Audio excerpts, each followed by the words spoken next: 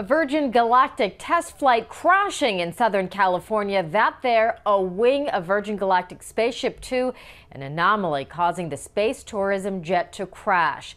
Hello, I'm Ty Hernandez in New York. Virgin Galactic says this was just a test flight, not a passenger flight containing tourists, but two pilots were on board. ABC's Alex Perez joins us now from the Los Angeles Bureau with the latest. Alex, what can you tell us about this crash?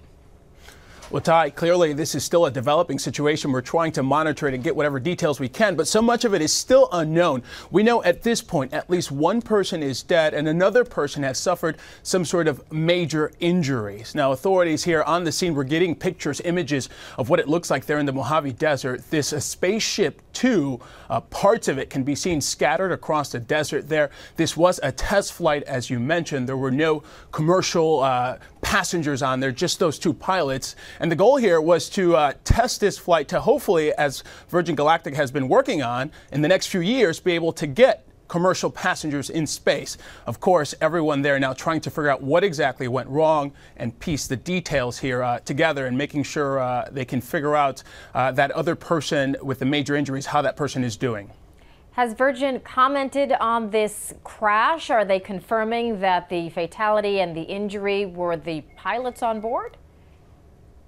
You know, we still don't have a lot of those details. They will confirm that there were two people, two pilots on board that spaceship. And right now, as you can imagine, they're trying to figure out what exactly went wrong and figure out all the details here. We know there were two people there. We know they're trying to work at this crash scene, and they're calling this an anomaly.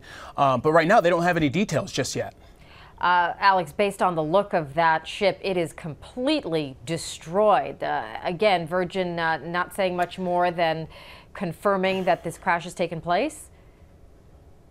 Yeah, I mean, you can imagine when something like this happens, it is a catastrophe. So there are a lot of teams in place trying to work on the details and trying to make sure if they can get people to safety that they do that. Right now, they're just saying there was a crash. Something went wrong. You look at those pictures, there are pieces of that spaceship scattered all across the desert. Something went terribly wrong, and right now there's a quest to figure out what happened. And in addition to the fatality and the serious injury here, certainly this is quite a setback for Virgin. As you said, there have been no commercial flights on this so far because they weren't ready yet. They were aiming for a 2015 launch. Clearly now that is not going to happen. Yeah, you know, this is sort of an ambitious dream that Virgin Galactic had to get space passengers, to get people into space. And it wasn't going to be cheap. Tickets were going to go for about $250,000 per passenger. And a lot of celebrities had already signed up, even though the flights had not officially begun. A lot of celebrities had already signed up saying they wanted to do this. And so there were several years of testing still ahead of us, possibly. But now this terrible tragedy today, and they have to figure out what happened and whether this space program, the space plan to hopefully get passengers in space will continue. And Alex, have we heard of any eyewitness accounts? Obviously, this is in a pretty remote part of the Mojave Desert where they conducted their test flights. But did people see anything in the sky, any images, parachutes, and any explosions? Well, like you said, this is a remote area, so at this point it's hard to see and hard to know what exactly people saw. But we did see in some of the images that there were what appeared to be parachutes there. You can see that. So that will lead us to believe that possibly one, if not both of these pilots were able to eject from that plane. We know now that at least one person is dead, so we don't know exactly how that ejection went. All these are questions that they're going to have to figure out as we move forward. But yeah, seeing those images of that parachute and seeing the images of that spaceship scattered across the desert like that, something that we never want to see. Alex, let's just get a little background about this dream. You said the goal of Virgin, which was to fly suborbital flights for average people who could afford the very high price tag of $250,000. Can you take us through a little bit of the company's history? Yeah, it's not cheap, and like I said, this was an ambitious goal, and but they felt there was an audience for it. There was going to be customers, and they thought that eventually, if they tested this out enough, they can get these commercial flights to space and really have a lock in what would be a brand new business, a brand new frontier. And if it were to take off, they were going to begin doing it at the spaceport in Las Cruces, New Mexico. Now, of course, all of that now is in question as they try to figure out what exactly happened, but it was an ambitious goal, and many of their critics told them this is something that has to be tested very well before you get any commercial passengers on there, and perhaps what we saw today is one of those reasons why those critics were so tough. Now, even though this is private industry, or perhaps because this is private industry, this is not a government-sponsored space program or flight program, I should say, these were very closely guarded trade secrets. This is not something Virgin had been open to talking about in terms of the technology and the different updates that this craft had been through over the years. Much of this was shrouded in secrecy. Absolutely. Absolutely. This is rocket science we're talking about. It's not everyday air travel. So they were paying millions of dollars to develop this program and hoping that they could get it up and into space successfully. So this was something that the company had invested in and had continued to invest in and had many future plans. And now all of that is in jeopardy and in question as they tried to figure out what exactly happened. Do we have any sense when we look at the pictures of the debris, how large a debris field that is, just to get a sense of, you know, perhaps the trajectory of the spacecraft, where it was in position when this happened? You know, right now, all those questions, those are all questions that we would like to have the answer to. It's just difficult to tell where exactly this plane, what part of the flight the plane was at when this happened. Like I said, we saw those parachutes, we saw that debris, and it is scattered, and it's clearly, this was a big crash. This was no small tumble, and so figuring out what happened and making sure if they continue with this program, this plan, that it doesn't happen again, it's going to be extremely important in the minutes and hours to come as we move along here. Any reports from the fire department or authorities that had raced to the scene? Obviously, we saw some officials there carrying what perhaps is a stretcher or a piece of debris from the field. Well, as you know, when these situations happen immediately following, it's difficult to get complete answers as to what's going on. There are emergency response teams there on the ground trying to do what they can to address this situation. But right now, it's hard to get any answers from anyone because they're clearly hard at work trying to figure out what's happening. This is clearly such a setback for Richard Branson, the larger-than-life head of this company, a person who's made a lot of personal promises and guarantees about this spaceship. Yeah, you know, and that's part of it here. When they announced that they were going to embark on this plan to take passengers to space, they said it was going to be safe. They said it was going to literally take you to a new frontier and that they were going to develop it in a way where you wouldn't have to have any concerns if you had this desire to go to space. Of course, all of that is in question now.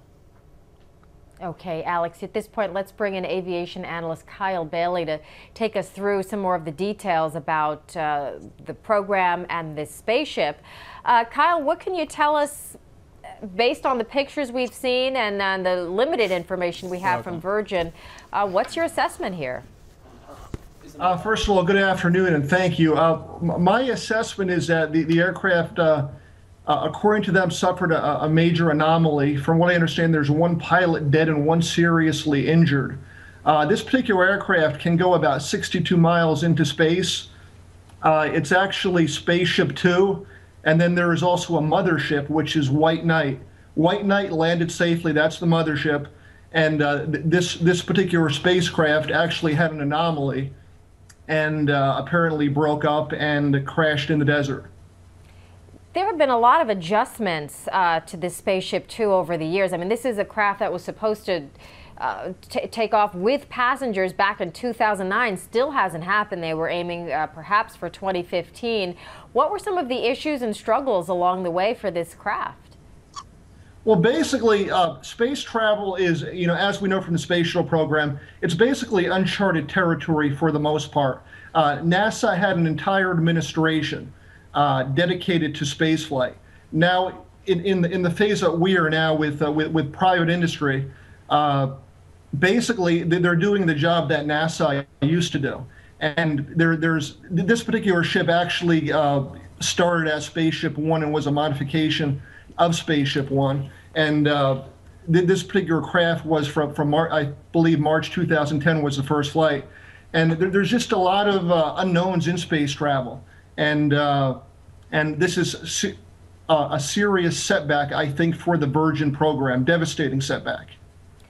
You've been through a lot of these crash investigations. What are the first steps officials are taking here in terms of the site right there that we're seeing in the Mojave Desert?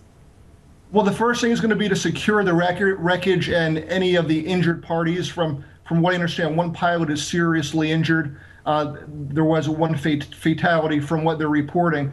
But that wreckage also is radioactive because it's been in space. So that wreckage is going to be secured. The injured are probably going to be dealt with immediately, and possibly the deceased pilot.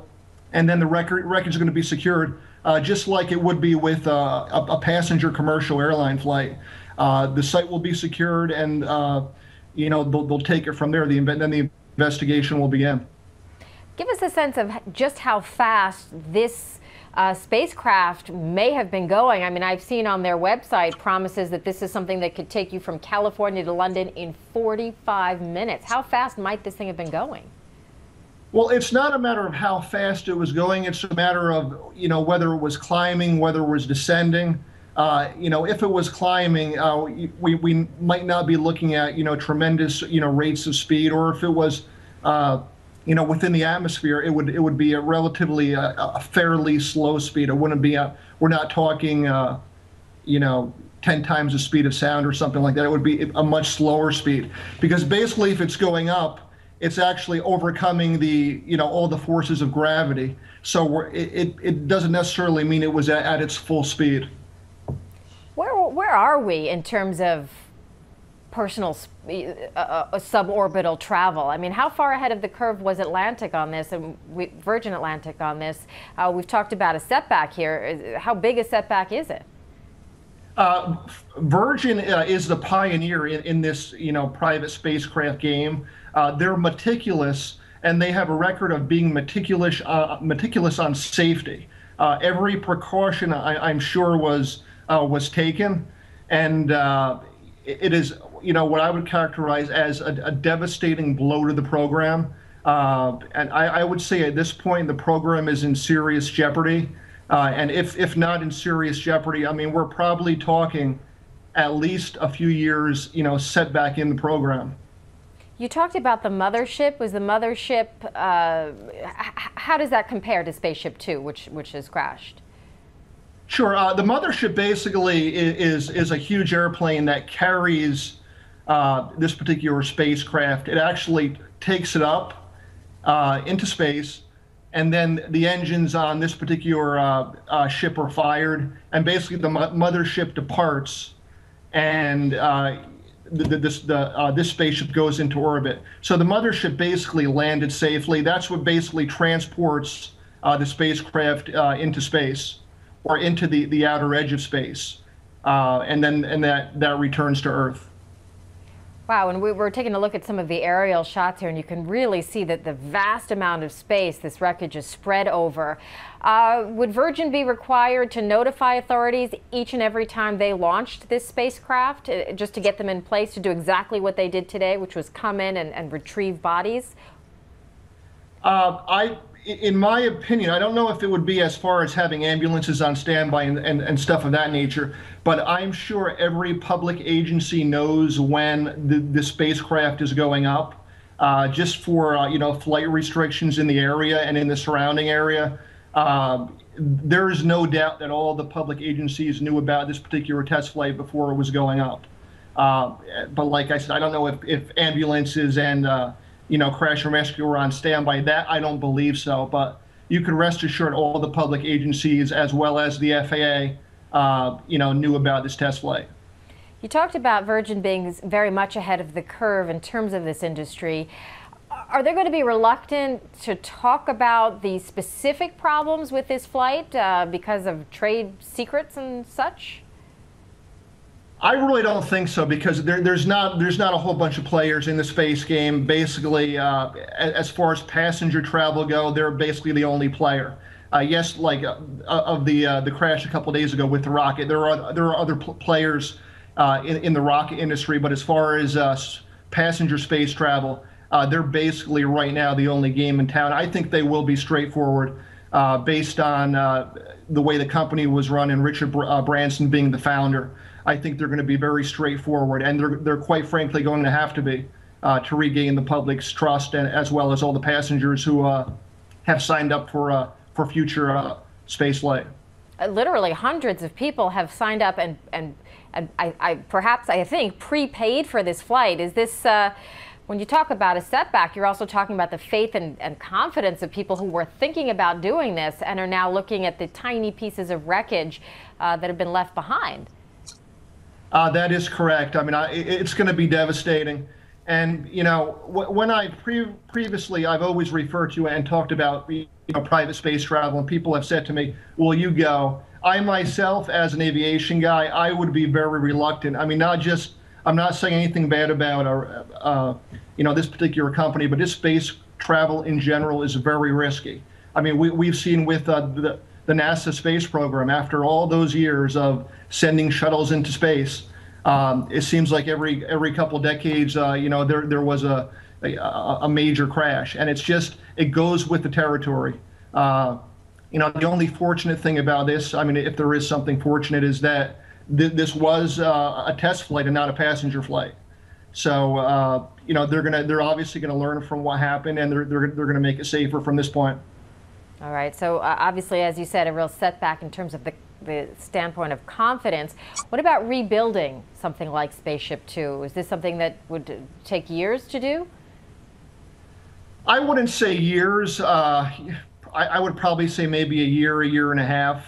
I'm sure it could be, with today's technology, fairly easily replicated, just as this was a derivative of a Spaceship 1. That's not the issue here. The issue is going to be the certification process, and moving forward with public trust and the proper certification from the FAA and the other government agencies. All right, aviation analyst Kyle Bailey, thank you so much for your input and bringing your knowledge to the subject. Thank you so much for joining us. Also, thanks to Alex Perez, who joined us from the Los Angeles Bureau. You've been watching ABC News. This has been a special report. The Virgin Galactic spaceship has crashed in the Mojave Desert. One person has been killed and one seriously injured. You can keep up with this story in real time by downloading the ABC News app and starring the story for exclusive updates on the go. For now, I'm Ty Hernandez in New York.